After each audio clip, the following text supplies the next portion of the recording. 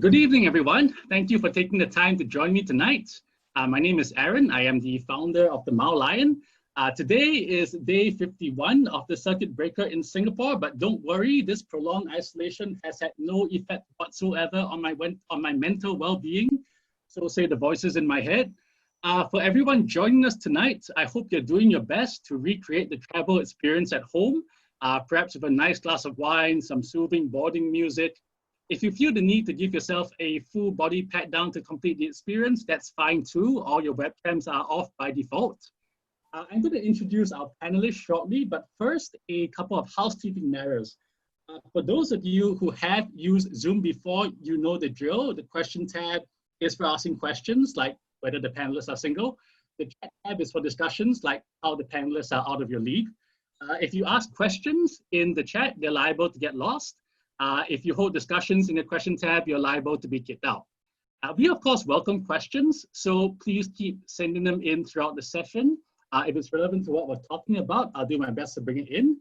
If not, we'll see how many we can answer at the end. We have space in this room for 500 participants, so I'm really looking forward to a great discussion. Finally, a recording of tonight's webinar will be made available later on in case you want to relive the moment where the sheet up pinned behind me comes falling down, revealing my various cosplay outfits. Very good then, let us get started. So I think there's not much need to do a lot of table addressing here because all of us are acutely aware of just how much COVID-19 has wrecked the travel and the aviation industry. But I thought I'd just share two charts that illustrate it very visually. Right, so chart number one here, I have the total number of registered passenger aircraft around the world, split by those which are stored versus those which are in service. You see, in January 2020, the world was pretty normal. 10% of the aircraft were stored, 90% were flying. That number crept up a bit in Feb, but in March, it just completely skyrocketed. I mean, by the time April came around, 60%, 6 out of every 10 aircraft in the world was sitting in a hangar or a desert somewhere. That's just completely insane. The second chart shows how passenger volumes through Changi Airport in that time have fallen as well. Again, in January, still okay, even up a little from 2019. Then came February, then came March, then came April. I think you get the picture, right? Changi at the moment has closed 2 of its 4 terminals, although perhaps on the bright side, they have said they are still committed to the Terminal 5 mega project that's been earmarked for 2030. I mean, all in all, it's just a bewildering amount of carnage in such a short period of time. And now I think the question is, you know, since normal life has been completely upended, everyone's asking the same questions, right? When can we travel again? And it doesn't take a rocket scientist to see that travel, when it does resume, will be nothing like it was before. We hear so much talk about things like social distancing, air corridors, travel bubbles, immunity passports, and all manner of things that just a few months ago would have seemed like science fiction. So to put it another way, what is travel going to look like in a post-COVID world?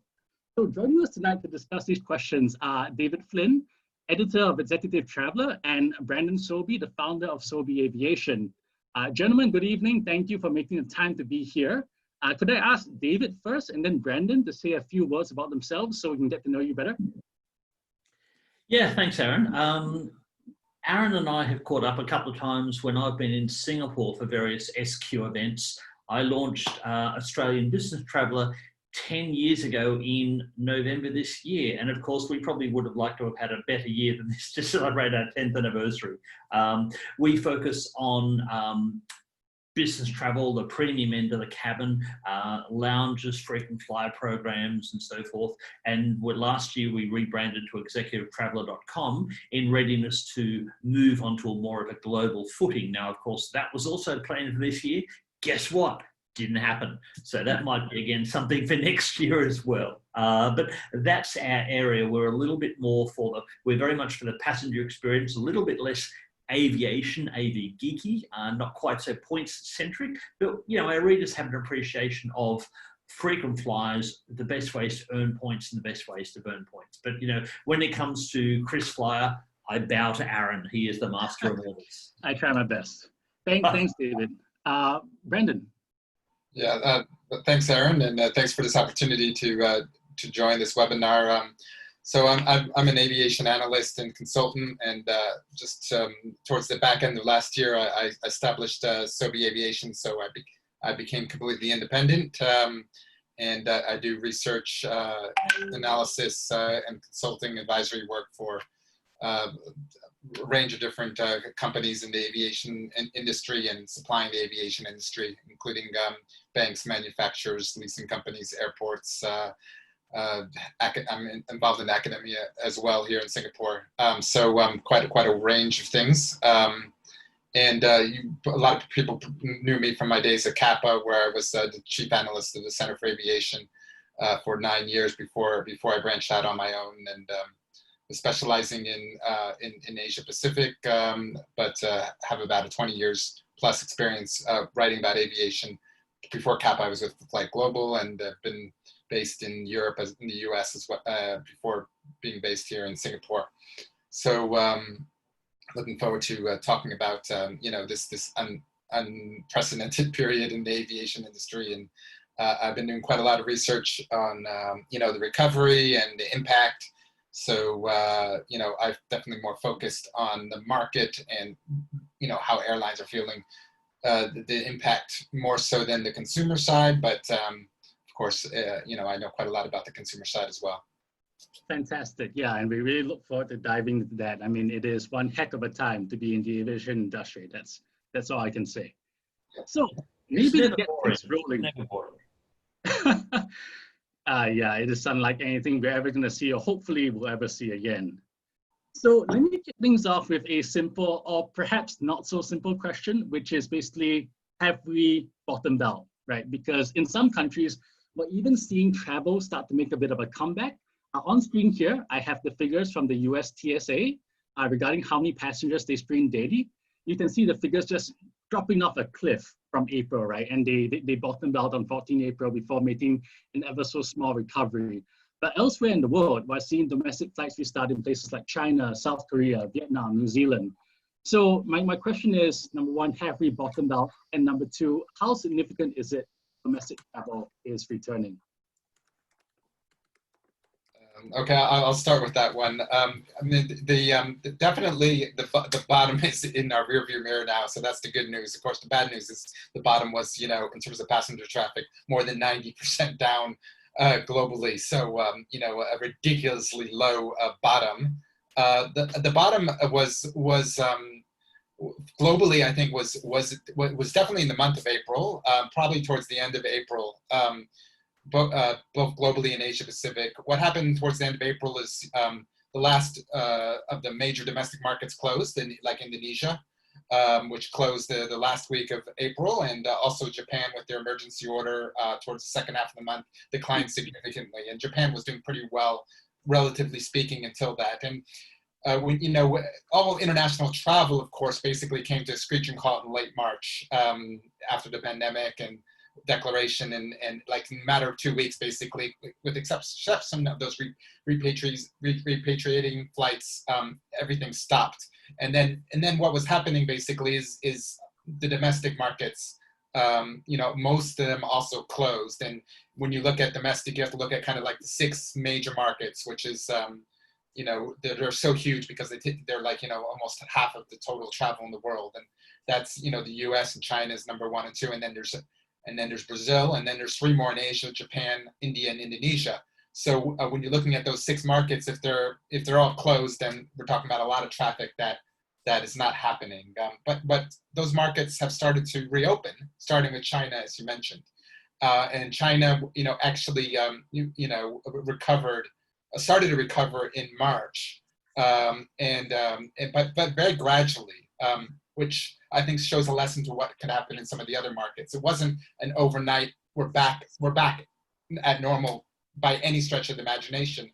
The initial recovery, because they were back down by 90% during the worst of their situation in February, they initially only covered to being down by 70 to 80%. And then it kind of flattened at that rate, 70 to 80% for most of March and April. And then at the end of April, it improved. And now we're at about down 50%. So China is down 50%. that's about 600,000 passengers a day, and now traveling in China, so quite a significant amount. The U.S. Is at about 300,000, 200,000 to 300,000 now. And South Korea, a much smaller domestic market, because they had the virus very early on as well. They started recovering quite early. They started recovering in April, and by end of April they were quite high, especially the Jeju-Seoul route, which is the #1 route in the world actually. So that was almost back to normal figures over the holiday weekend at the end of April, beginning of May. It's not. They've had a little bit of a setback in Korea, but it's still pretty high.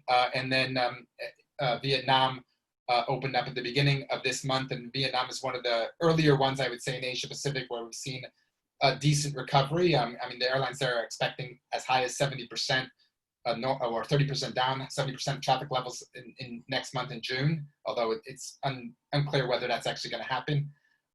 In New Zealand, most recently, that was just about a week ago, although that's very, it's a monopoly market, and basically, and the one airline there is being very cautious, and they're adding back very slowly. So it's an open market again, but it's not. It's recovering quite slowly. So I think most domestic markets globally are going to be open in the next month or so. That India opened on Monday. Saudi Arabia is going to be opening on Sunday. These are, again, our major domestic size markets. So those that are closed are going to reopen in the next few weeks, and then the recovery will be gradual. It'll take several months, but 20%, 30%, 40% of normal traffic is better than zero.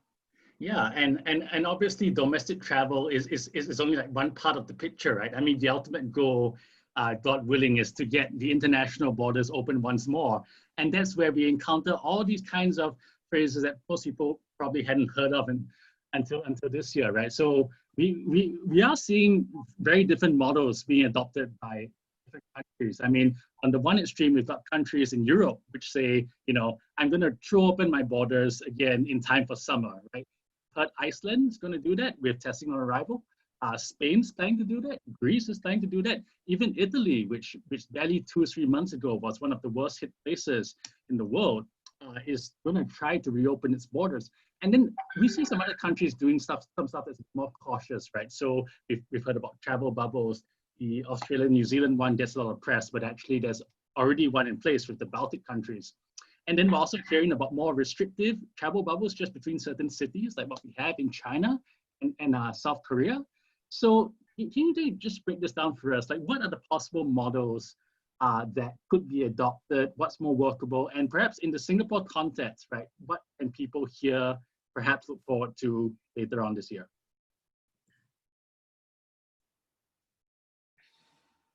Was that for me or for Brendan? It's for anyone who feels qualified to. David, you go first. All right. I'm just going to add something. When Brendan mentioned how Seoul to Jeju has actually bounced back to near previous levels, it's interesting because that is the #1 domestic network in the world. Second busiest domestic route in the world is Sydney to Melbourne.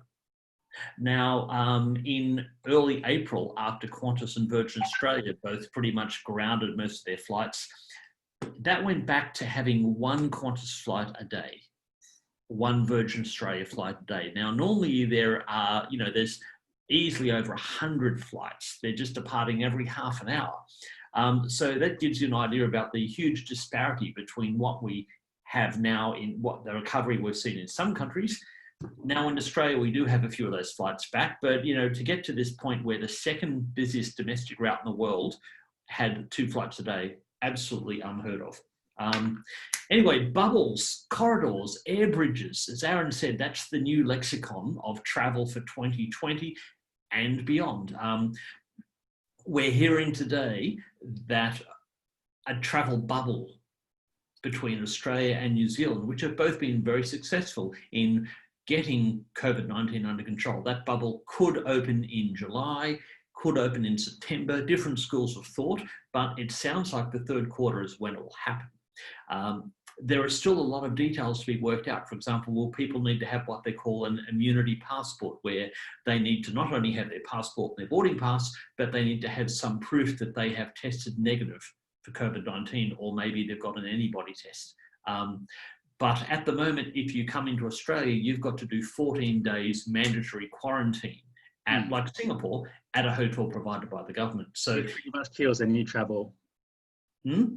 Which pretty much kills any kind of travel opportunity. Exactly. So the Australia New Zealand bubble won't have that. You'll be able to jump on the plane, go to NZ for a couple of days to a week, come back. The theory is that that almost is like a proof of concept. And if it works, there will be controls on a lot of passengers. But if it works, then it could spread to some other Pacific islands, such as New Caledonia, Vanuatu, Fiji. And then it opens up the idea that if you can have a country that's isolated or easily isolated, and it's shown that COVID-19 is under control, that could be the next air bridge. So I would like to think Singapore will get there, because that is fairly easily quarantined off. Some people are saying Taiwan could become popular, South Korea, Japan quite easily. So I think what we'll start to see is these thin routes from one point to another. As Brendan said, travel's not going to snap back to the way it was a couple of months ago. It's going to take actually years, most people say, 2022 to 2023 before it's back to normal. But the new normal will slowly rebuild with flights to specific countries. And there'll be smaller aircraft, and there'll be fewer flights a week. So it's going to be very, very different than what we're used to, and it will be that way for quite some time. Yeah, so I mean, the important point with the bubbles is that, do countries actually have to agree to it and implement it and waive the normal quarantine? The whole idea is that, you're waiving the quarantine. A lot of these countries that have said they're opening up on 1st of June or 1st of July, they still, you either have the quarantine there or you have the quarantine in your originating country. So when you go back, you have a quarantine. So until a bubble is actually formed and the two countries agree to waive the quarantine on both sides, there's going to be no demand. So it takes two countries to do this, and a lot of the countries in so far that have raised their hand, like Greece, for example, they're interested in doing something with somebody, but and they've mentioned names like Israel, but the other country actually hasn't agreed to do it yet. Yeah. So it's very early days, and it's a slow process because the countries have to be comfortable with each other's containment efforts, and they have to put in place everything to reduce the risk of the virus spreading. And there's lots of countries that are opening up as of 1st of July, or they have said so. Including like Cambodia and Vietnam here in Asia. But if you look at Europe, lots and lots of them are opening up. But again, if there's no agreement with a specific country, to not have the quarantine and to have kind of basically open free travel, then nobody's going to fly. So it's we're kind of just waiting for these countries to actually make these agreements. Australia and New Zealand have been talking about it for several weeks, and they're making progress. There was an announcement today, but there's still no time frame or no agreement on a date. And until that happens, we're kind of just sitting here waiting for the fun to begin. And the airlines, of course, are waiting as well, because as soon as these things happen, they will put the capacity in. They have the planes, obviously. They're all grounded. They have the crew ready to go. And they'll be eager to meet that demand. And I think it will be very quick. So, I mean, here in Singapore, once it happens, and there's certain countries in North Asia that potentially they can agree to create an air bridge with, once it happens, I think people will book those flights pretty quickly, because you're only going to have one or two choices. And it's not for everyone, but there's enough people out there who are going to want to, get out of Singapore after being here for a few months. Where do you think, Brendan and Aaron, where do you think the air bridges from Singapore will be to? Which countries, especially in Asia, do you think people will be flying to and will feel safe flying to? Well, I mean, one of the natural choices has to be something with Malaysia, right? Because the Singapore-Kuala Lumpur route, I don't have the stats on hand right now, but I do believe that that's also one of the busiest. But again, the question that I have in the back of my mind is, until the infection numbers here in totality are brought under control, I just can't see any other country, especially one like Australia or New Zealand, which has, I think in New Zealand, they virtually wiped it out completely, being willing to open it up. Because as much as the government here does report the figures from the dormitories separately from the ones in the community, I promise you that decision makers sitting elsewhere don't exactly see it that way. So until such a time as we're able to bring down the total numbers, I'm not that optimistic about other countries being willing to include us in their travel bubbles. I do think that there's a good chance for Malaysia, at least simply because that route is so commercially important. Outside of that, I think your guess is as good as mine right now. Yeah, the Malaysia thing is because of the workers issue, right? So because there's so many workers in, it's not only tourism and obviously it's a natural market, but there's so many workers who live in Johor and come across, and so they have to resolve that sooner rather than later. So that's kind of, I think, a separate consideration, but certainly an important one. And then North Asia, you'd look at like Hong Kong, China, Taiwan, Japan, Korea. All of those, I think, are possibilities for Singapore. The question is which one comes first? Are they, when is Singapore ready? Given there's still quite a lot of cases here with the migrant workers. Will the other countries agree to open up at this point, or will it take a little longer? But at some point, I think some of those North Asian countries I mentioned will happen.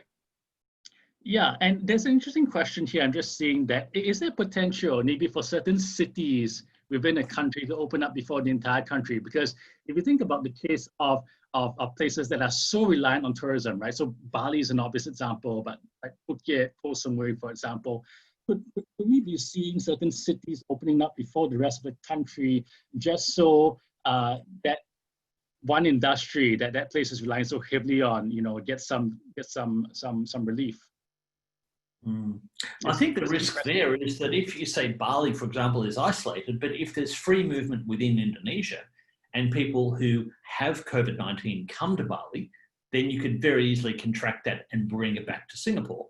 So I think that's the big risk, and that's why they're saying, for example, even when the bubble opens between Australia and New Zealand, people might have to have their little COVID-safe app. We've got that in Australia. I think it's based on the Singaporean one. They'll need to have that.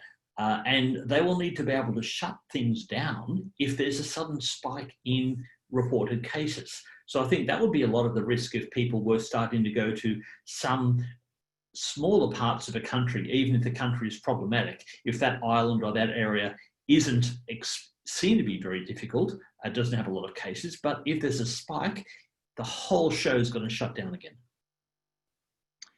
Yeah. Sorry, go ahead.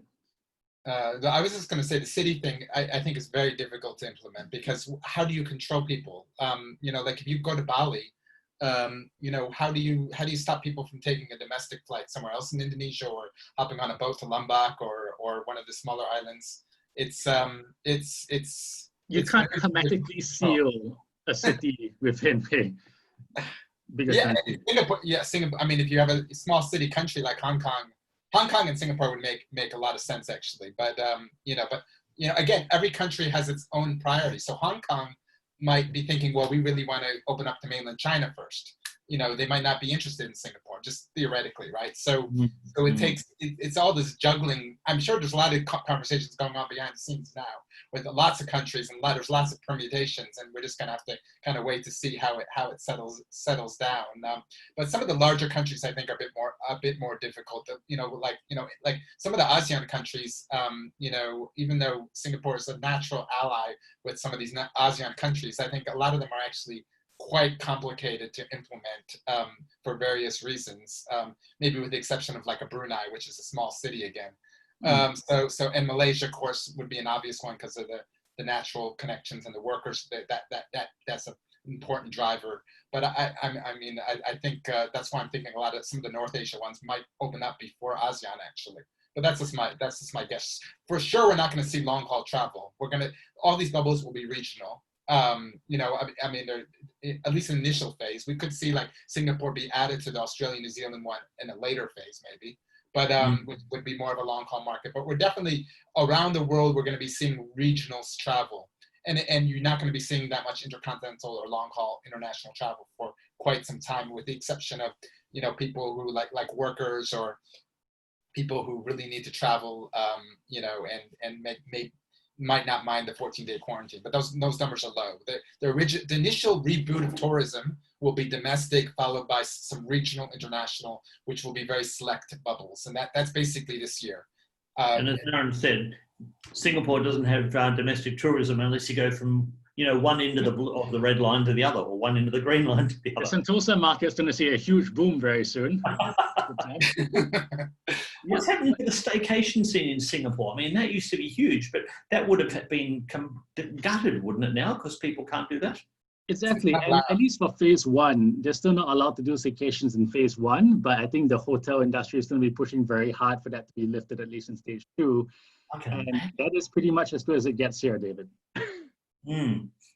So taking a bit of a more long-term view, right? IATA has come out to say that they don't think we're going to see anywhere near 2019 levels until 2023 at the very earliest, right?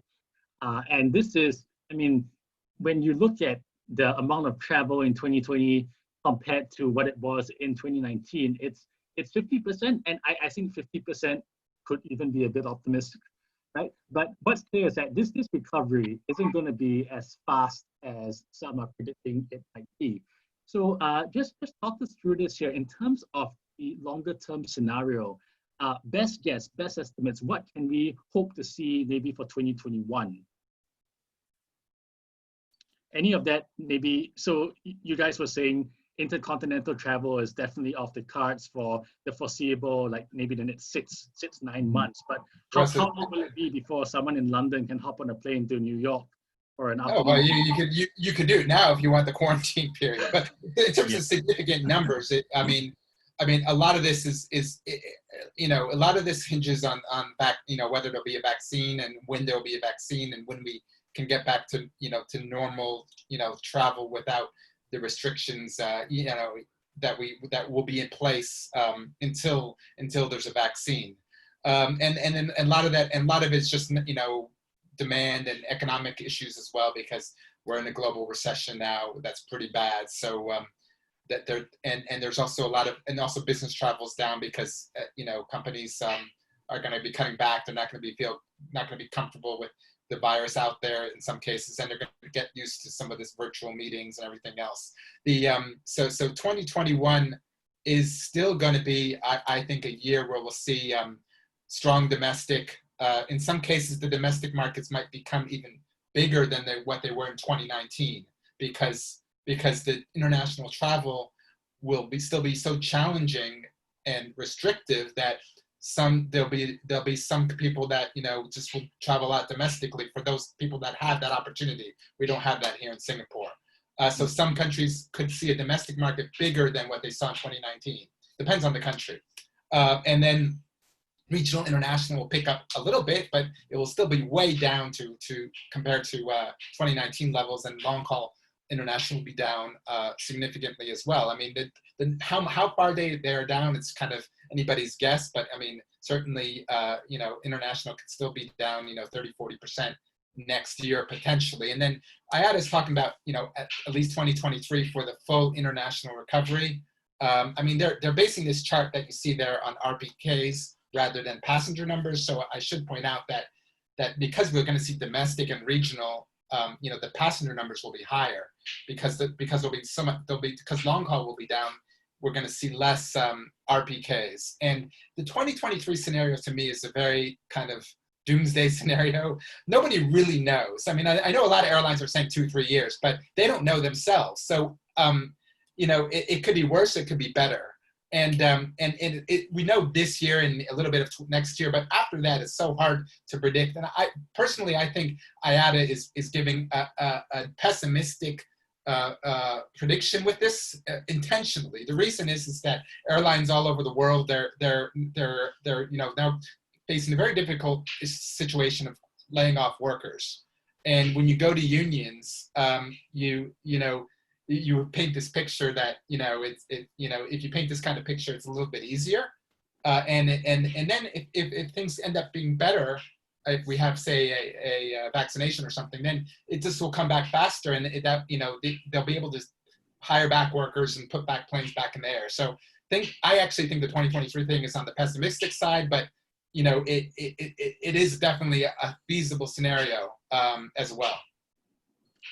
Yeah. So okay, then let's maybe shift to travel in the immediate future, right? Because we're hearing a lot of things being thrown around, and one of them is the idea of social distancing on aircraft. Now, it's already been well established that even if you block the middle seat between two people, that doesn't actually provide the technically required amount of social distancing needed. But nonetheless, some airlines are for the moment looking at that as kind of like a marketing tool just to reassure some of the more jittery flyers. But what IATA has said as well is that social distancing on planes is just flat out not economically feasible at all, because it means your airfares would have to go up by such a great degree to compensate for that. So is there any way we might see social distancing actually happen, or do the economics make it purely a thought exercise? Personally, I think social distancing will happen everywhere but in aircraft, unless you're in a premium cabin. And I've spoken to some people who feel that this could actually increase the push towards business class, because people will feel a little bit better about being in a seat that has no one next to them, that has the sliding door. So there is a body of belief that says there's going to be a little bit of a leaning towards business class in these bookings. But I think at the airport, in the lounge, queuing to get on the plane, absolutely social distancing. But on the plane itself, I think if you get the middle seats blocked in economy, you'll be fortunate. Obviously, if the X factor here is people don't know how quick the recovery is going to be. How many people will be flying in that first period? So a number of airlines might say, look, it's actually pretty easy for us to block off the middle seats because the passenger loads aren't that high. But at some point, you're going to have to allow to fill all those seats. So I don't think social distancing is going to happen on many airlines at all. As you said, the load factors just don't allow for it.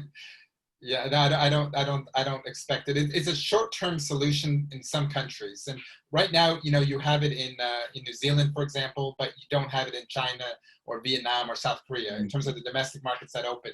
And what IATA is trying to do is trying to get a standard here. They're pushing obviously for a standard that includes lots of things like mandatory face masks for everyone, but not the black middle seat, because that economically could kill the industry. And the science behind it it's not clear. So it's not like there's evidence to say that blocking the middle seat reduces your risk of exposure to the virus. And the argument is that there's lots of the filtration systems on airplanes are like the filtration systems on the hospital, that there's actually low risk. There's nobody, but no study's really been done either way, of course. But exactly.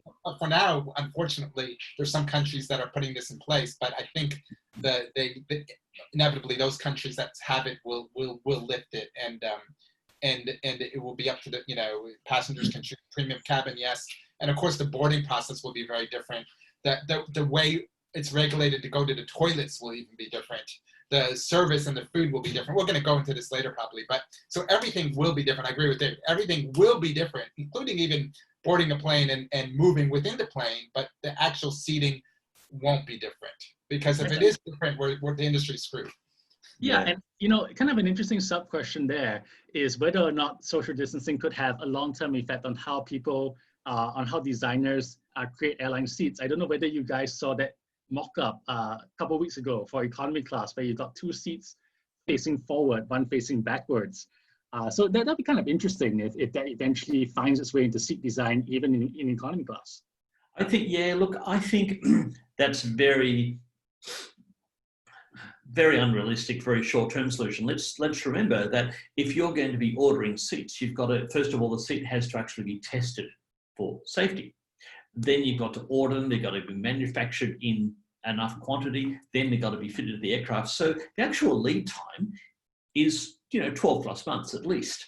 And I think then by the time airlines actually have these forward-backward seats in place, this won't be an issue.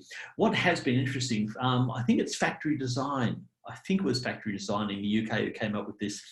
It's a little shroud module that drops into a seat, and it creates the equivalent to a European business class. Now, people here who have been on flights in Europe, British Airways is a good example. You've got normally the same type of economy seat at the front end of the aircraft, but they just have this plastic shroud in the middle seat that becomes a bit of a cocktail table. So this is a modification of that idea. And if I had a photo here, if I could drag one up, I'd pop it up on the screen. It sits in the middle seat, and it's got a screen rising from the middle of the shroud, which gives you separation from the person on the other side, and either half of that shroud then becomes a little personal cocktail table. And the way they're promoting it is that it's an immediate drop-in solution to provide middle seat distancing, but then you can actually use it to create a Euro business class model at the front of the aircraft. So I think that's much more likely to basically modify an existing seating product with a drop-in solution like this, rather than completely new seating. I don't think that's realistic at all. Yeah, no, I agree with that. Also, the retrofitting of airplanes just takes too long. I mean, you're reconfiguring. You know, there's going to be changes in demand here too. So you know, but it's a lot of it is temporary. You know, like cargo versus passenger. You know, if you know, combi airplanes. You know, things like where you potentially put cargo in the economy class cabin and keep the business class cabin. I mean, there's lots of ideas out there, I think, but the problem is that this situation is not permanent, and most you know, reconfigurations are permanent and they take too long. So any drop-in solution that might be out there is more feasible than a long-term solution. And also the old-fashioned, I mean, it's not that old-fashioned, but it's an pre-existing thing. When you pay for the block middle seat. Lots of low-cost carriers have this. I think that something like that will become quite popular. You know, so that some passengers can opt for that, and it's a popular ancillary revenue as it is. But the take-up rate, I think, has never been too high, especially here in Asia. But maybe it is an opportunity for the airlines to push that more. Although some airlines have been pushing that, like Frontier in the U.S., and then they got slapped by consumers saying they're trying to take advantage of the situation. So it's not easy. It's kind of risky, right? Because the airlines, I mean, as much as they want to monetize that, they can't come off as trying to take advantage, and some consumers might see this as a no pun intended, like a hygiene factor for them to even set foot on the plane. So I think it's kind of interesting where regulation is going to go with that. I think very clearly the policymakers know that the airlines are going to be so screwed if they have to block out 1/3 of their seats for this. But that's probably something that's going to have to be discussed a lot more in the time to come. Yeah. And I think the other thing is that even when you get on an airplane, right, where will you be able to head to? Because I think Bren's touched on this a bit earlier. He's saying that maybe the days of long-haul flying aren't going to come back so soon. And we are seeing some of this as well, right? Because Qantas, David, as I'm sure you know, just announced that they're going to postpone Project Sunrise. And it also calls into question the profitability of a lot of these long and thin routes, stuff that was maybe economically feasible when you're able to fill out an aircraft 100%. But once those load factors fall, are we still going to see ultra long-haul travel in the near future, or even in the not so near future? Yeah, it's a very interesting question. Yeah, we actually, I'm going to say, yeah, we broke the story about Qantas cancelling Project Sunrise. They didn't cancel it, they put it on hold. But yes, that was supposed to take flight in the first half of 2023. Qantas had said they would order up to 10 modified Airbus A350-1000s with a extra fuel tank to do the distance. That's now happened. In fact, Qantas has said to Airbus and Boeing, we're not taking any new aircraft until we're out of this, at least this year. So Qantas has got a couple of Boeing 787s on order. Not going to come this year. Jetstar, the low-cost carrier, has a number of A321s supposed to come in from August. Not going to happen. So ultra long haul is interesting. Qantas has said that's still a good business case, but it's not the time. Air New Zealand was supposed to begin non-stop flights from Auckland to New York. That was supposed to happen in a couple of months' time. Now they've said it won't happen until the end of 2021 at the earliest, which really means 2022.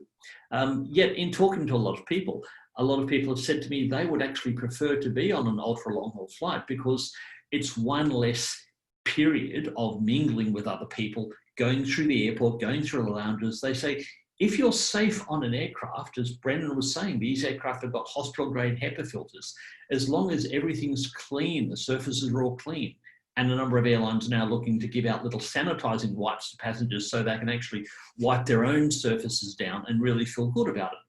If you're doing all the right stuff in the flight, then surely a non-stop flight from Sydney to London is safer than a flight that gets off at Singapore and goes through all this contact. The big problem there is that, this was supposed to be happening, taking Sunrise, for example, non-stop flights from Sydney to Melbourne, to London and New York were the first two routes. That was supposed to be happening in early 2023. Now, even if the industry is back to normal by 2023, what does that new normal look like? Again, we really don't know. So I think there could be quite a demand for ultra long haul travel, but we don't know if there'll be enough demand to make that work. And in the case of Qantas, it was looking at having 3 routes from Australia to London. It would have Perth to London, non-stop on the Boeing 787s. It currently has that. That's been doing very well. It had Sydney to Singapore to London on the A380. And then it was going to have Sunrise directly from Sydney to London. So in 2023, do you need 3 different ways to get to London? Probably not. I don't think you needed it in 2019 either, probably. But and I think they were heading in a certain direction. And the ultra long haul thing is still, to me, is going to be there. It's just like what David was saying. There is a segment, that a large segment of people that prefer nonstop, and that segment proportionally will be potentially higher given what's happening now, because people won't want to go through 2 airport experiences when they don't have to, be given the situation. So then it's just a matter of enough demand for each route. So now you have to look at each route individually, basically, and because some of them have the thickness in terms of O&D passenger numbers. And I think Sydney-London is one of these, where even if you reduce the number of O&D passengers between Sydney and London by 50%, it's still enough to justify a nonstop flight if you have the technology and the capability of doing it. I mean, granted, it's a very fragmented, competitive market. But there's other ones that are definitely very thin in terms of O&D passengers. Auckland, New York might be one of those.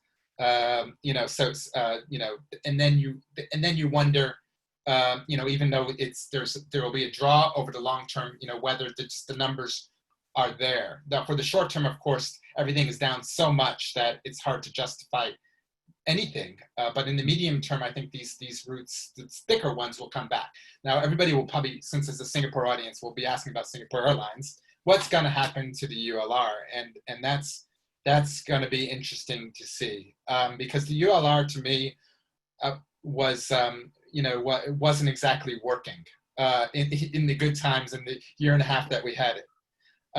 The premium economy cabin was too large, and the yield was too low. So they had a big problem that they're going to have to fix at some point. And will they fix it now rather than later? And that doesn't mean these routes won't go away. I'm not saying that. What I'm saying is that the configuration of the plane proved to be wrong in the initial 15-18 months that it operated. And now they have this opportunity to see what they want to do, and they were leaning towards more non-ULR flying, like San Francisco, was already going to go completely non-ULR. Seattle was, of course, launched non-ULR. LA, I think, was going to go non-ULR once the higher HGW came out. So some of these routes might still operate.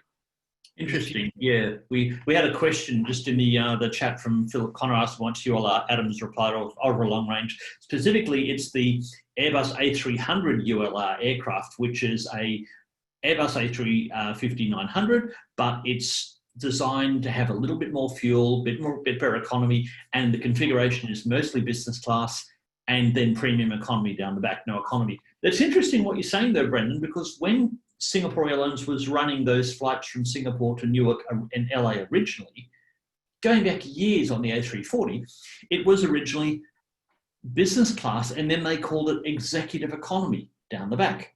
And that was like a precursor to premium economy. And then they reconfigured them and made them business class all the way. So you're saying you think they could actually revisit that and potentially pull out premium economy on the A350-900 ULRs and make that business class front to back? No, I don't think they're going to go all business class either. I think they have to go. There has to be an economy section.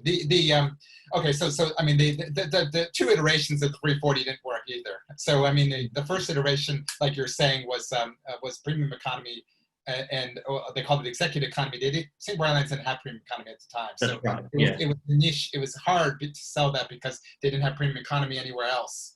So that was part of the issue. And then they made it all business class, but then they had trouble filling the thing. I mean, the global financial crisis didn't help, of course, in the middle there. And it was just 100 seats of all business class was just too many. So now the current 350-900 ULR, so they have 7 of them, but they quickly proved to be too many. And they really, so the issue is that they have premium economy, but the premium economy cabin is unusually large. The proportion of premium economy is well beyond what we see in any other airplane, and the pricing has been ridiculously low from the beginning and until the last flight operated in March. We're talking about yields even lower than regular economy. They were pricing it out like regular economy because they didn't have they had limited regular economy capacity. They still had the one stop, but that's mostly Fifth Freedom traffic. So the direct traffic was they were pricing it out like regular economy, and the math just didn't add up. So the preference would be for, I mean, this is not really related to COVID, just generally speaking, the preference would be the non-ULR where it can make it without the payload limitations.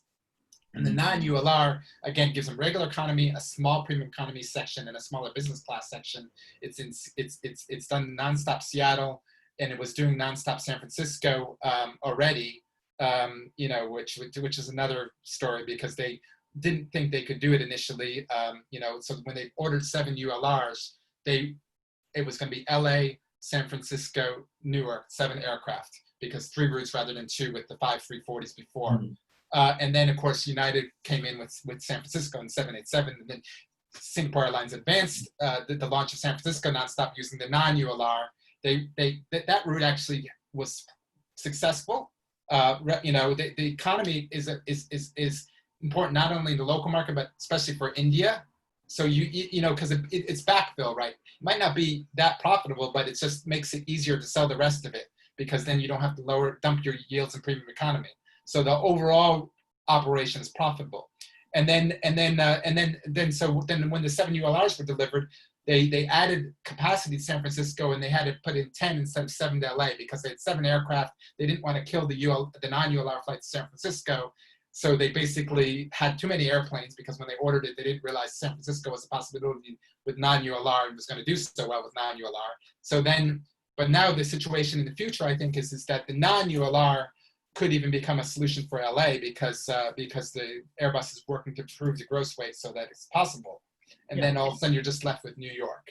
And then and Singapore Airlines, by the way, was also looking at doing doing New York via Tokyo with the non-ULR and dropping Frankfurt. In fact, Frankfurt, New York probably won't come back at all. It was tentatively already in the plans for coming out in the end of October anyway. And being replaced with Tokyo, New York. But of course, now everything changes with COVID. So they already were kind of, I think some of it was about to happen and some of it would have happened in the next year or two as the ULR came up for heavy maintenance and, had a window for changing some of it. But now everything is, COVID has changed it a little bit more. So it's actually harder to predict what's going to happen exactly. But I think generally speaking, it will eventually get to where I was just saying we would get, which is basically non-ULR for Seattle, San Francisco, and LA.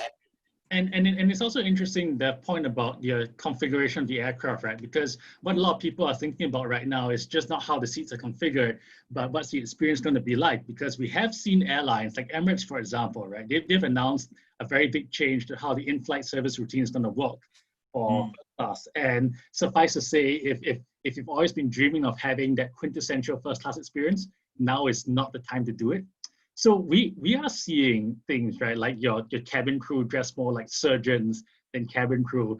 We are seeing these cutbacks here. My question is, are airlines really going to find it worthwhile to invest in the premium cabin product at a time like this? And on a more cynical point of view, because I have heard people say this, how much of this is actually safety concerns, and how much of it is cost cutting masquerading as safety concerns? I think it's all legitimate safety concerns. I think the cost cutting is coming in other ways. I think airlines are starting to look at 2019 and thinking, had we actually gone a bit overboard, had we reached peak travel? And now a bit of sanity potentially is coming in, and they're looking at pushing back orders, changing the orders because they can. Let's look at Virgin Australia, which, as you might know, is currently in administration. Now, the management of Virgin Australia have actually been making a lot of changes to the airline up to when it went into admin. And the sort of things that they're talking about doing when it comes out of administration with the new ownership is sort of what they wanted to do anyway. So there are a lot of businesses that are making changes. I'm not going to say it's under the cover of COVID-19, but this gives them the opportunity to re-examine everything, really go back almost to a blank sheet of paper and say, what should we be doing, rather than taking the 2019 environment for granted. I think it's going to be hard for a lot of people. I was saying earlier how people, I think, will start to lean more towards business class because it's that more private experience, less crowding. They feel a bit more controlled, a bit more safe, a bit more secure. But of course, this also takes the shine off things, because you go to the business class lounge and suddenly, if there's no buffet, you get a little boxed meal, basically. Or maybe for the buffet, there's someone standing behind the buffet counter with tongs serving it out for you. Drink service will change, and then you get to the aircraft. And for example, the instructions that Emirates gave to its first class crew was minimize your interaction with the passengers. So basic greeting, not offering to take their coat, not laying the bed down for them. Normally you go in first class and some business class, you get up after your meal, movie, you go to the loo, you come back, the bed's been made. Not going to happen. So you'll have to do that yourself. The Emirates A380s, they're saying no showers in first class. That great bar at the back of the A380, which they actually just upgraded a couple of years ago, that will be closed. So all of that changes. The dine on demand, which they have, that's going to be just done on a single tray. So there's your tray, sir. It becomes a little bit, takes the shine off it in a way. And of course, this is something else Emirates has been doing at the moment. No free Wi-Fi, even in business or first. That was a great little benefit they had. No live TV, because airlines are having to contract, they're having to save their money. So it really does downgrade that premium experience. So I think that really takes a lot of the shine off it. And when you look at the lounge experience, again, some of the other things lounges will be doing, for example, I said, they're going to have social distancing. So that will actually put capacity caps on lounges. Now, this is going to impact a lot of frequent flyers. If you go to a business class lounge where business class passengers get in based on travel class, but a gold or a platinum equivalent frequent flyer would get in if they're an economy or premium based on the colour of their shiny card. If you've got a lounge that's got capacity for maybe 300 people, but social distancing means it's only got capacity for, say, 100, they get to 100, they've got to put the sign up on the door that says, we're full, go away. So they are going to be hitting a number of capacity constraints where you will actually be eligible to use the lounge, but you won't get in. And New Zealand is thinking about the Qantas lounge in Singapore, right? Because that was notoriously overcrowded, the Qantas lounge in Singapore at the best of times. So just picturing what it's going to be like after that. Well, that'll be a bit easier because they opened the first class lounge, which took a lot of the pressure off it. And the Qantas lounge, the way the Singapore lounge is laid out, you've got those two wings. One's the dining area, one's the main seating area. They can actually spread that pretty well. But there are going to be a lot of instances where lounges will hit their capacity if they've got a social distancing in place, and that's going to again take the edge off it. There is one plus side, and that's that a lot of airlines in lounges and in-flight are getting rid of books and magazines now, the in-flight magazines and all that stuff. And they're moving towards having newspapers and magazines that you download onto your tablet. Actually, we saw Singapore Airlines do this. They've had that service through the SQ app for a while, but now they've unlocked it so anyone can log in with their KrisFlyer number on the SQ app on the iPad, and they can download magazines and newspapers from a bunch of countries and just read those free. So I think actually that's good, because airlines will be saving a bit of money on not printing all these duty-free catalogues and in-flight magazines, not having to carry them, which adds weight. The lounges won't have them because it's a touch point. That's what they're worried about. But it means that you'll be able to just download any number of magazines or newspapers on your iPad, read those before the flight, and read those normally for about 2 or 3 days after the flight. So that's one small bit of silver lining on the very dark coronavirus cloud. Yeah, and if you think about the fleet, the product renewal plans, right? I mean, David, we were just having this conversation earlier on. We're saying that could this be an opportunity now for airlines which have been putting off the cabin upgrades to get it done? I mean, I understand that money is a concern, but if you think about Singapore Airlines, for example, I personally don't think they're ever going to finish all the A380s, because as we're going to talk about in just a short while, I think the A380 might have had its day. But you think about the narrow body aircraft, right? What they're taking over from Silk Air with the 737s. This could actually be a pretty good time for them to get some of those seats installed. That's right, yeah. The 737 Maxes was supposed to be the launch vehicle for the new seat. Now, I think as you've covered, as we've covered, this is a seat that's coming from Thomson Aero, based in Dublin. It's a seat that has, is it 1 and then 2, 2 and then 1. So yeah, exactly. It's lie flat, but it's not all direct aisle access, but a very good seat. Aer Lingus has had them for quite some time. So yeah, you wonder whether this is actually the time for them to say, you know what, we need to get those seats in the aircraft. Let's start doing that. But a lot of airlines, sorry? Issues the supplier, right? And I actually asked this question at the results briefing, and they sorry to cut you off.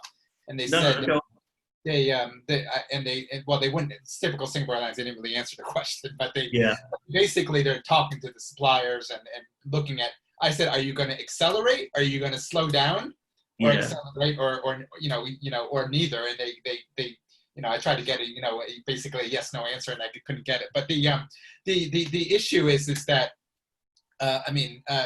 This would be a good opportunity to accelerate retrofit, not only at Singapore Airlines 737 example, but lots of examples, because you have you have airplanes sitting, and you have extra, in some cases extra hangar space because heavy maintenance has been delayed because there's no flying. However, I haven't seen any airline accelerate a retrofit yet. No, money to do it. Exactly. They're retiring the older aircraft. So, I mean, the level of comfort is going to rise, because as airlines say, look, let's get rid of the older aircraft, the ones that have got shorter maintenance cycles that's more expensive, the ones that guzzle more fuel. Those are generally the ones with the older product. So in a way, we're going to see more of the latest business class seats and economy seats, simply because the older aircraft will go. But there'll also be pushback. Look at the Boeing 777X, beginning with this 777-9. Lufthansa and Cathay Pacific, and I think Emirates were supposed to get those at the end of 2021, by the end of 21. Singapore Airlines was, I think, getting that in 2022.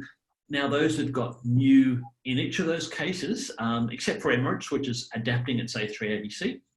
Lufthansa, Cathay, SQ will all have new business class, and in the case of Cathay and Singapore Airlines, new first class on the 777s.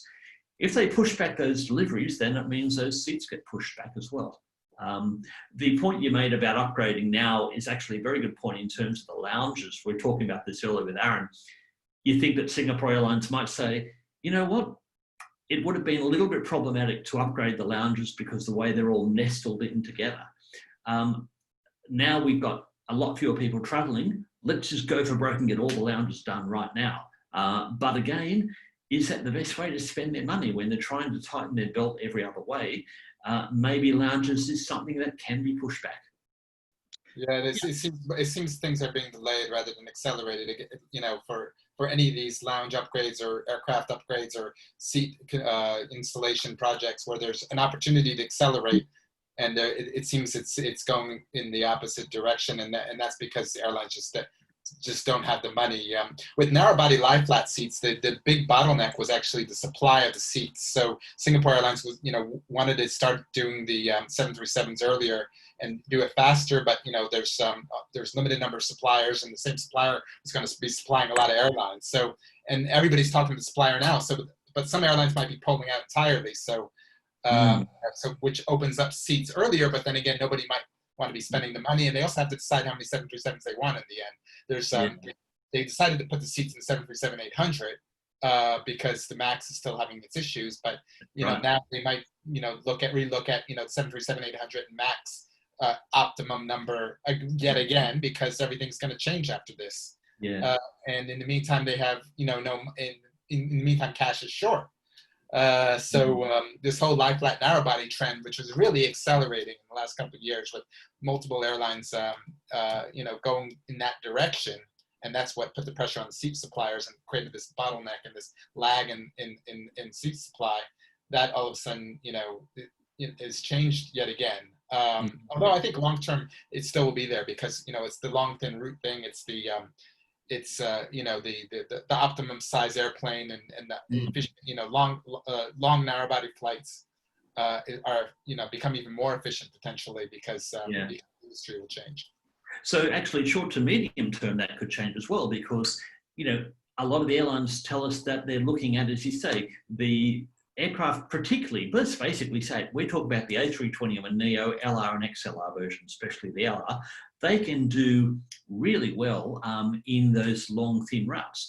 And of course, okay, if you want to get those on board, you want a good competitive business class. So in fact, there could be a push back towards that better quality of lie flat, suite enabled business class in the narrow bodies. So again, it's all, no pun intended, up in the air as to what the shape of this is going to look like in 2021 at least. But I think there is a lot of potential for airlines bringing on the A321LRs, for example, to say, let's pull the trigger on a really good premium cabin experience. Yeah, and this is a down gauging. So the A380 747s go away, so those routes turn to 777s. The 777 routes turn to the smaller wide bodies like a 787 or A330, and then the smaller wide bodies turn into the narrow body routes. And exactly, we're all going to have Wright brother airplanes by the time this is done. Well, not on some of the really small routes, maybe. Yeah, and then like Aristana, for example, was going to the LR. With the lie flat seats, and they have 757s and 767s, and they're an airline that could accelerate that transformation, because the 767s are going to reconfigure into cargo now because they need cargo, and so the 757s are definitely an accelerated retirement airplane in this environment. So yes, there's an airline there that could actually accelerate LRs with lie flat because it's more efficient. It means less capacity overall than what they had before, but it's better product, and so it kind of ticks all the boxes. More efficient, less capacity, and a better product, as it turns out. Yeah, exactly. And then we've got the whole issue of the Boeing sort of 797, the middle of market aircraft. So that's like a whole decade away, literally a whole decade away now. That's a whole nother story. Yeah, so to build that. I'd like us to spend a bit of time trying to answer some of these questions that we have here. So maybe for the next 15-20 minutes, I see a lot of people have this one question regarding airfares. And I actually had one slide here that it's kind of a good summary. This is what IATA has produced to address the question of where airfares will go. But maybe Brendan can help to break this down for us. Like if people think, when I can travel again, am I going to have to pay more? Am I going to have to pay less? Which of these factors do you think is going to weigh more heavily on the outcome? Yeah, I mean, with airfares, it can go either way, but it really depends on the market and in the time frame. So short term, I think airfares are going to be really under pressure in almost all markets, except for like monopoly markets like domestic New Zealand, I was mentioning before. The reason is that, you know, these airlines, they've gone several months without revenue, you know, or virtually no revenue, you know, and and a lot of them are under liquidity pressure, and they also want to, you know, regain the confidence of travelers. So they're going to be stimulating, you know, even more so than normal. So in this region, Southeast Asia, airfares have been very cheap in recent years, and airlines have been losing money. That's how cheap the airfares have been, basically, and that's a reflection of competition. And I think that will be even more intense, especially in the initial period.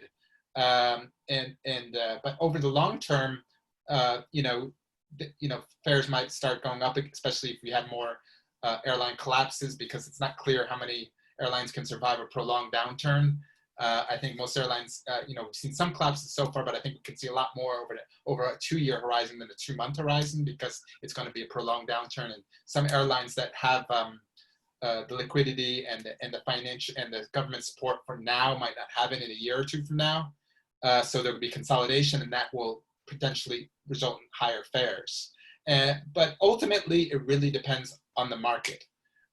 Some markets in Asia, like the Vietnam market, for example, I see competition, you know, continuing to be extremely intense, and domestic fares and regional fares continuing to be very low. I think Singapore also is going to, for most routes, is still going to be very competitive.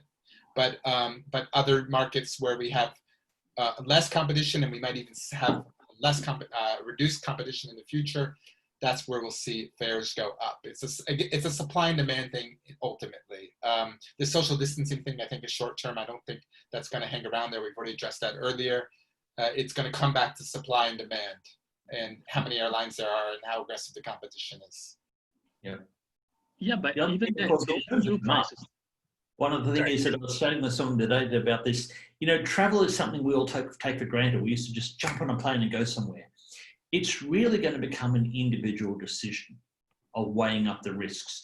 Do I feel safe about traveling? Do I still feel safe about where I'm going to? Do I feel safe about the activities that I'll be taking part in there? You know, going to markets or what have you. So I think a lot of it, the demand is going to be very hard to calculate, because don't forget, airlines normally base this year's demand on last year's travel patterns were. They just roll back year on year.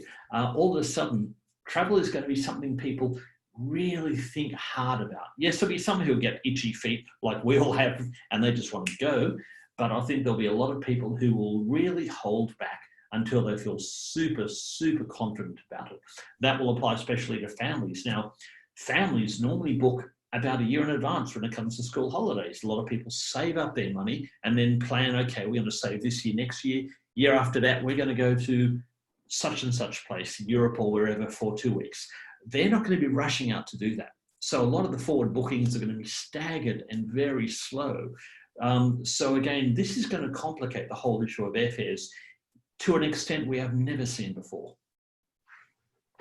Yeah, and I think the other thing to point out here, right, is that some of these aren't really as clear-cut as it appears. I mean, on the surface, you kind of think that low oil prices would result in cheap tickets, but as we saw with Singapore Airlines, 2 weeks back, low oil prices mean nothing if you've hedged the majority of your oil at really high prices. And it's not just Singapore Airlines. I think a few others have actually had pretty bad luck with oil hedging. So it doesn't necessarily follow that we're actually going to see the benefit of those low oil prices translated into our airfares. Mm-hmm. And I'm also seeing some questions here, like in terms of essential versus non-essential travel, right? I mean, the assumption has always been that obviously you need to open up the essential travel first. So your business travel, people in the medical profession, so on and so forth. But even non-essential travel like leisure is going to be so important to some economies. I gave the example of Bali and all. And given that fact, I mean, it surely can't be the case that non-essential leisure travel also gets shut out for the majority of the year, right? I mean, we are going to see that. We are seeing that right now in Europe, right? I mean, the whole idea of the summer holiday, that's the very definition of non-essential. Yes. That's just making a comeback in a big way. Yeah, exactly. And business travel, I mean, you mentioned business travel as being essential. You know what? Not really. A lot of business travel, Yes, some of it's going to be essential. A lot of it won't be. I mean, business travel around Asia, where relationships are so important. You have to foster the relationship and develop it. You've got to go and visit the salespeople, visit the factory, do the factory tour, do the lunches and dinners. That's vital. But a lot of the setup for that, and once the contract is done, a lot of the maintenance afterwards, I think that's going to be done using technology just like we're using now. I mean, people look back at the GFC and it was expected that a lot of people would have done teleconferencing after the GFC, but business travel snapped back pretty quickly. But don't forget, now we've come so far in terms of the speed of broadband, the reliability of broadband, the apps like Zoom. Now everyone's getting into creating Zoom type apps. So I think we are going to see technology taking a chunk out of optional business travel. And, the business travel that comes back will be a little bit more high level, a bit more necessary. But even then, companies are going to be saying, for example, do I have a duty of care when it comes to sending my employees on business trips? Before, the only duty of care I had was if they, had a few beers too many and fell down a flight of steps. Now it's coronavirus. What about travel insurance? Does that cover them? Do I feel safe sending my most senior executives to a country where they could contract this virus? So a lot of companies are going to be thinking twice and three times about sending people on business trips. So I think business is actually going to recover in a very different way along with leisure travel than what people are expecting. We really don't know the long-term answer to the recovery in business travel. I mean, people are, this is what's making it so difficult this particular time around with this crisis, is that, you have the short-term impact for sure. And then once we get to that 2023 that Ayada's talking about, will everything have shifted? Will people's patterns have changed? Will people's travels patterns have changed? Will businesses have changed? Will the MICE business have changed? That's a huge one that's not coming back in the next few months.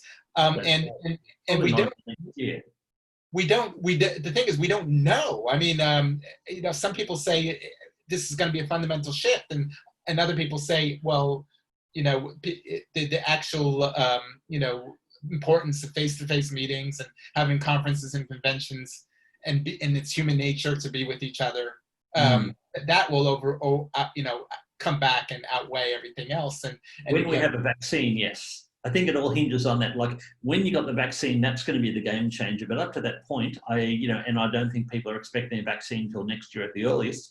Up to that point, as you say, the mice absolutely decimated. Yeah, the mice will be decimated. But the problem is if you have 1 or 2 years without a vaccine and the mice is decimated and these meetings don't happen, the 2023 scenario, that's probably assuming a vaccine by then, right? So, but yeah. what if people after these 2 years just change? And a lot of people are asking these questions. I don't know the answer. I'm asking a lot. Frankly, I think we will actually go back to normal, and that the 2019 peak wasn't the peak of all time. But some people actually think that after 2 years of this, that people will fundamentally change and not travel as much. People will. There's also an environmental issue. That for leisure, people will take the trains and do other things, especially in those markets like Europe where you have that option. The business won't be the same. A lot of people will. A lot of companies will rely more on these new kind of virtual meetings, and that will never actually even get back to 2019. I'm not saying that will happen. But I'm saying there's a lot of uncertainty out there, and they're actually valid questions. The problem is that nobody knows. Exactly. Yeah, and we're all screwed in this industry if the doomsday scenario happens. Yeah, and one interesting thing that's being raised here is whether or not there could be a shift from full service carriers to LCCs, because I can buy the argument that yes, business class has built-in social distancing. But for folks whose companies still insist on flying them in economy, if you think about it, right now, what the full service has over, say, a low-cost carrier in economy is the meal, which is probably gone, right? Is luggage allowance. But then again, we are reading like Scoot, for example, they are limiting your carry-on luggage so much so that they do allow you to check in whatever you can't bring on board. So then I guess the question becomes, especially on short-haul regional travel, which we're probably going to see before long-haul travel, is there any value proposition at all for full service carriers, at least in economy? It's a hard one, isn't it? I mean, if you're able to get pretty much the same amount of service, if you're able to feel comfortable and safe on the plane, then a lot of the other experiences become far less important. You know, if the lounges aren't open, or if the lounges have capacity limits, or if the lounges have less appeal than going to a cafe in the airport, then maybe that's not so important. And yes, if people are pressed a little bit for money, then they might decide, you know what, I'd rather take the LCC and spend another couple of nights at the destination. That's assuming the LCC is cheaper. In Asia, it's often not. So often not the case. Which is this question is a very common question, and it was common before, but it's become really common more recently. And it's again, it's kind of hard to really say at this point. But also, I think airlines are going to change. I mean, the models might change themselves. You know, given that travel is going to change so much, and the actual, you know, some of the elements of the LCC model have to be adjusted as well, because if you can't take a carry-on bag, you have to check a bag, and you know, there's lots of implications here, and there's also the economic implication, of course, which is you know, in a recession, often low-cost carriers, you know, there are people downgrade from full service to low cost. It's what it's what Michael Leary loves to say. I don't know if that actually plays out in Asia. I think maybe in Europe it does to some extent. We've seen during financial issues in recessions in the past where some people do downgrade. So, but you know, ultimately it's airlines will adapt, and the models are evolving, and nobody knows where this is going. And I wouldn't say it's just all LCC or all full service. It's you know, that's kind of it's people making those predictions, you know, really don't, you know, there's just nothing behind it to really say that for sure at this point. Yeah. Hey, maybe airlines can adapt by charging fewer points or miles for the middle seat. Maybe they can say, okay, this is, you know, 20,000 miles to get this seat, but middle seat, 10,000 miles, and see how that goes. Hey, What David, about that fantastic United was already dynamic pricing for seats, and I think it included miles because it's all related, right? So United, this is already like a year or two, that you go in their seat map, and you based on the seat, you have a different number, you pay a different amount. Yeah, Aaron, have we got some more questions to work through? These are really good questions the readers have been sending in. Yeah, so I think perhaps we just have time for maybe one last one, because I am mindful we're going a bit over. I think overall, coming back to Singapore again, one question is what can we really look forward to? I think it's been mentioned that it is possible towards later on in the year we may get included in that Australia-New Zealand travel bubble. Fingers crossed. There's been mention of Taiwan as well. But just looking out, say within the next 6 to 12 months, where can someone here realistically expect to go? And you know, what's that? What do you think is liable to affect that? Like in terms of what travel bubbles are coming up, in terms of what regulations our government has regarding essential, non-essential travel? Because as I'm sure you're aware, they have already said, as long as we say travel is non-essential and you go overseas and something happens to you, you're coming back and you're paying the full amount. And that's going to put a lot of people off it. So that's I mean, we're not going to be in that scenario for 6 or 12 months. We're going to be in that scenario for another couple of months. And how long exactly is hard to say, because it depends on containment efforts here, and it depends on the government's progress in talking to some of these other countries. So there's definitely a lot of work behind the scenes that, you know, and it's and I think from Singapore we will be able to travel to certain countries, you know, by let's say August or September, but certainly not. but you know, but how many countries? That's another question. I mean, there'll be flights. There'll still be some, you know, skeleton long haul flights as well. You know, for those people who really need to travel, but there still might be restrictions and quarantines. But in terms of short haul travel, there will be options, I think, in the next few months. That assumes that no big second wave, of course. And I think the big market is China. because that's that's a very important market for the tourism industry here. You have to look at this not only for where do Singaporeans want to go, but you have to look at how does the Singapore economy and tourism industry recover initially, as well as in the long term. And initially, that's a huge driver, and because you have the hotels and all those businesses around that. And that would say, like a market like China would be extremely important because that's such a huge source market for tourism. And I think lots of countries are raising their hands trying to get China right now. It's not only Singapore, it's Vietnam, it's Cambodia, it's South Korea, Japan. They're all going to be talking to China, and then China is going to have to decide. It's really, which countries how many countries they want to open up to initially. So it's actually being driven more by China than by Singapore. And then the other countries, could follow as well. But which one's first and how long it takes to get from 1 to 2 to 3 to 4 to 5 to 10 is very hard to say. And then also, when will borders fully reopen without restrictions? Could it be by the end of the year? Yes, maybe, but there can still be lots of kind of caveats with quarantines in some places. And again, the big question is what containment efforts, and will we have a second wave in some places? Yeah, absolutely. So we're all going to hope for the best on that. And remember, Brendan has said maybe by August, September. So we're all going to come and find him if we're still home by then. Right. Well, guys, thank you so much for joining me this evening. It has been really fantastic. I think we've managed to answer quite a few of the questions as well. Can I just ask you, I'm just going to snap a screenshot for us. So if you could just make your most excited face, because we are very excited. I'm going to get a nice screenshot on screen here. Right, okay, 1, 2, and 3. Let's see how that looks, hopefully. Good enough, I'll say. All right, thank you everyone again for tuning in. We are going to have future events like this as well, so do stay tuned to the Mile Lions webpage. We're going to talk about them in just a bit. Thank you once again for joining me this evening. Thank you, David. Thank you, Brendan. I do hope we're all able to take to the skies very soon. All right, everyone stay safe. Have a good evening. Take care and good night. Thanks, Aaron. Thanks, Brendan. Thank you, everyone, for joining in. Cheers, guys. Thank you.